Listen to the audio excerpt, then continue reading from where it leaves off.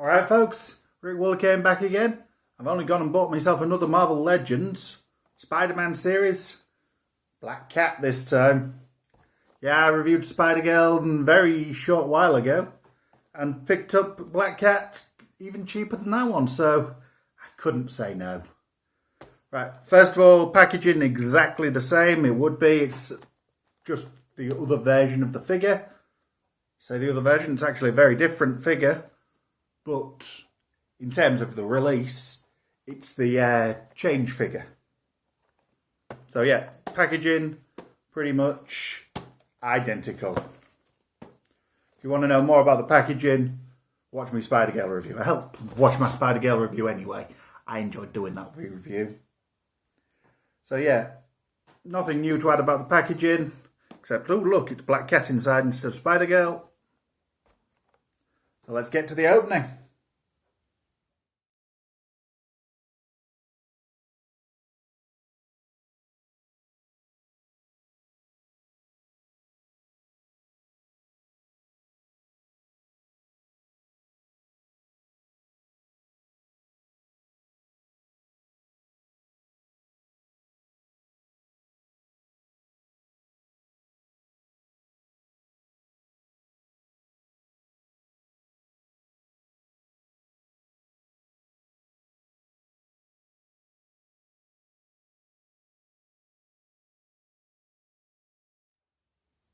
So I had a chance to have a brief play around, and yeah, it's a good figure. Again, it's not without problems, but they're pretty minor still, so I'm not complaining. Really not complaining. Let's talk about the accessories first.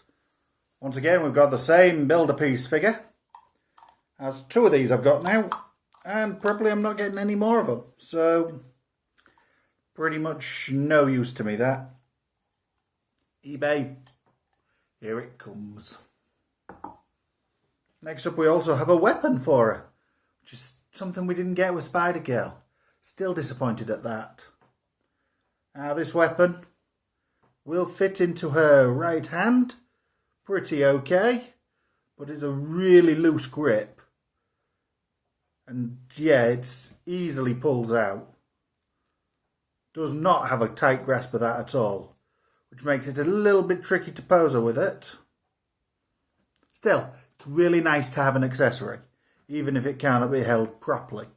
It can be held a little at least. Alright, next up we've got the figure itself.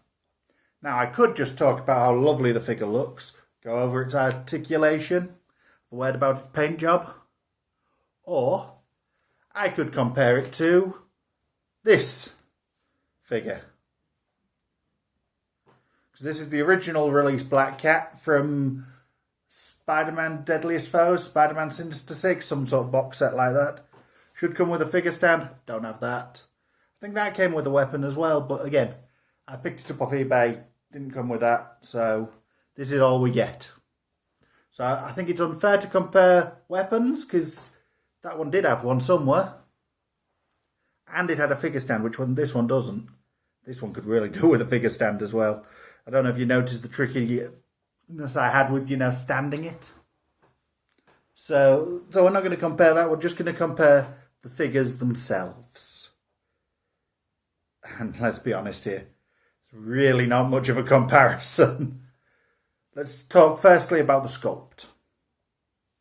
Now, this one, the new one, really nice sculpt to it. Really beautiful figure. Catches the details of the character absolutely perfectly. This one's a double bagger. You know, the whole bag over her head, bag over yours in case hers splits.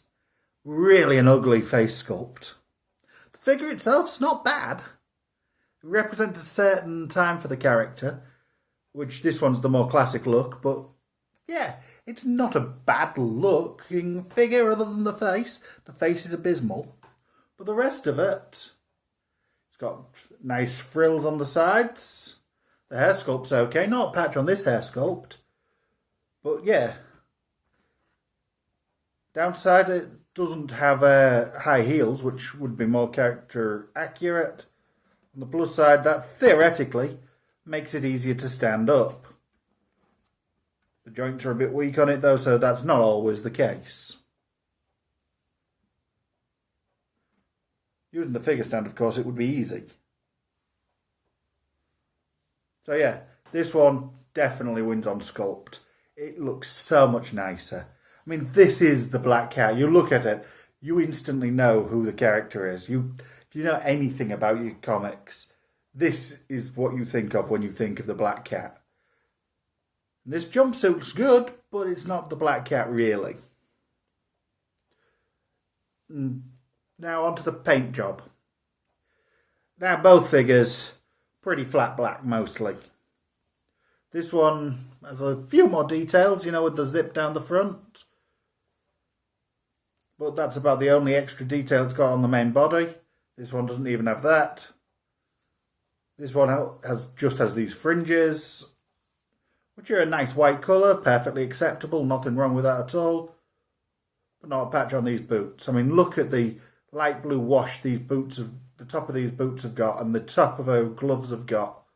And in fact, the entire mane around there. I mean, this one is just plain white. There it's got the blue wash on it as well. So yeah, and the hair. Oh, the hair is just so much better on this figure. Have you seen that? That has just got colour, depth. It looks awesome. Nothing wrong with this hair. I am not going to complain about this hair. It's just this one blows it out the water.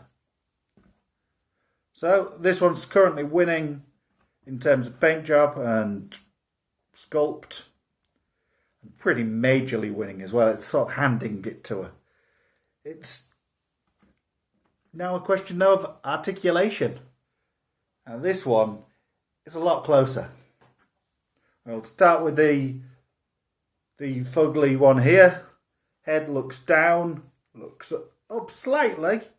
Plenty of down movement though. It's got a waist articulation and it's got a chest rocker. The arms move out, forwards, backwards, slightly hindered by the hair. Upper arm swivel. Top of the arm swivel. Double jointed elbows. Forearm articulation. Wrist articulation. And the hands articulate. I've said the waist, haven't I yet? Legs go slightly forward, not very greatly forward, but they do go slightly forward and back. Twists at the top there. Outward there. Double jointed knees. Thigh cut. Oh, not thigh cut, that's the thigh cut. It does have that, but this is a shin cut. What I suppose would be a boot cut and others. Ankle pivot. Ankle articulation that way. Ankle joint. Toe articulation. So my goodness me, there's a load of articulation on there. Now, can this figure match it? Short answer is no, it can't. The head will turn, but it's incredibly hampered by the hair. It would look up and down if the hair wasn't getting in the way constantly. So we can't really call that. It's got a rocker there under the breasts, which is in lieu of waist articulation or the front back. But that's perfectly acceptable alternative. I'm happy enough with that. So far they're on even keels. The arms move forwards, backwards, out to the side. Nice firm joint on this. It beats the Spider-Girl figure on the grounds that there's no really stuck joints on this. It doesn't articulate there. So that's one point this one's got over it. It articulates at the shoulder. It's got a single jointed elbow, which means the bicep cut from this one's missing and the double jointed elbows are missing. It rotates the glove. Oh, sorry. It also rotates just above the elbow, which I suppose you can argue is the replacement for the bicep cut. Or you could say it's the glove articulation this one has. And this one has the bonus of a wrist articulation that spins. It does not, however, have the hinge. It doesn't have a hinge joint at the elbow, and the fingers do not articulate. They're in a permanent pose. A good pose, I'm not going to complain about that. You get some nice scratching looks.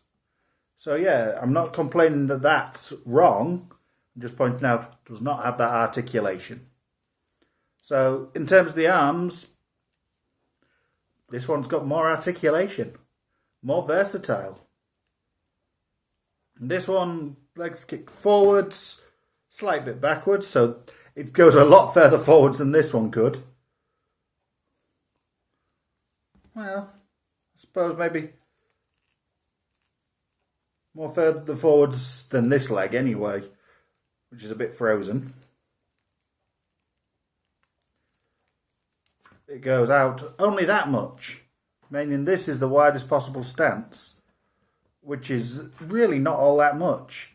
In terms of off the ground, it's about there.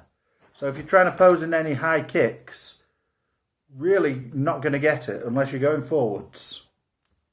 So this one, which can go pretty much horizontal, this one just slaughters it on that. Upper thigh swivel, double jointed knees, no boot cut, but it twists at the ankle, and it's got a hinge at the ankle. Does not rock at the ankle. So yeah, the posing of the feet, surprisingly limited. So in terms of articulation, this one actually trounces it. This one's not undynamic, don't get me wrong. This still has plenty articulation. But this one just has so much more. And you can pose it in so many other ways. So yeah, if you're an articulation fan, this is the preferred one. If you want to have a character that looks like the character, poses well enough, comes with cool accessory, and basically has the much better paint job, this is the one for you. That's pretty much the way to look at it. Depends what you're looking for. If you want the ultimate posable black cat, get this one. If you want the ultimate looking black cat, get this one. If you want one that's ultimately posable and incredible looking, customize your own. You could always swap this head onto this body, but then you lose so many things like the gloves, which you might be able to swap over if you heated that up. Or those cool boots, which I don't think you can replace those. You can easily, craft your own. Well, maybe not easily, but you can craft your own. I mean, for me, it's this figure every time. This is a much cooler looking figure. And for display purposes, this is the one I'd go with every time. But I can see why this one has its fans. The articulation is so superior on this. It's just a shame about that awful, awful head sculpt. If that head sculpt was just a little bit better, so it was presentable, this would be a much better figure. As it is, yeah, sorry, I'm giving it to the new one. Not because it's new, but because it's pretty. Isn't that the way the world works? Pretty much sums it up for me, I suppose. So, till next time, Sithy.